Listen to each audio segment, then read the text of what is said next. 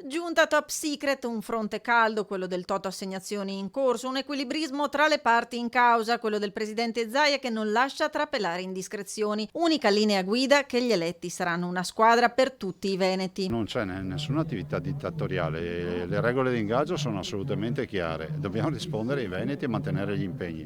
Abbiamo depositato un programma elettorale in Corte d'Appello per proprio fugare ogni dubbio di divagazioni sul tema. Ogni consigliere che verrà in consiglio per quel che riguarda i nostri 42 consiglieri rappresenterà il Veneto e non la borgata di casa sua, perché è inevitabile se non si riesce.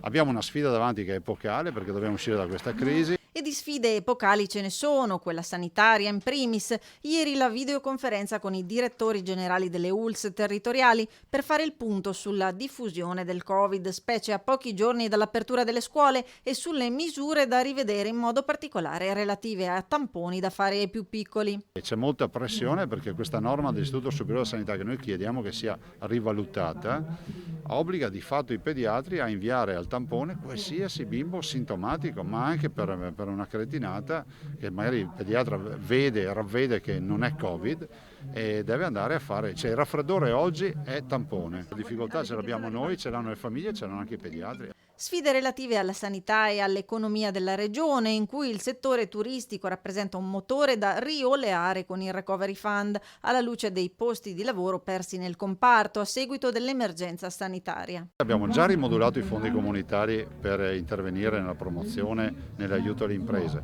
Adesso ovviamente ci aspettiamo la grande partita dei Recovery Fund, che sono 209 miliardi di euro, e la quota parte del Veneto sarà sicuramente dedicata anche alle imprese turistiche. Un Veneto che rilancia la sfida con progetti rivolti all'offerta turistica, sì, ma condivisi anche con Emilia-Romagna e Friuli.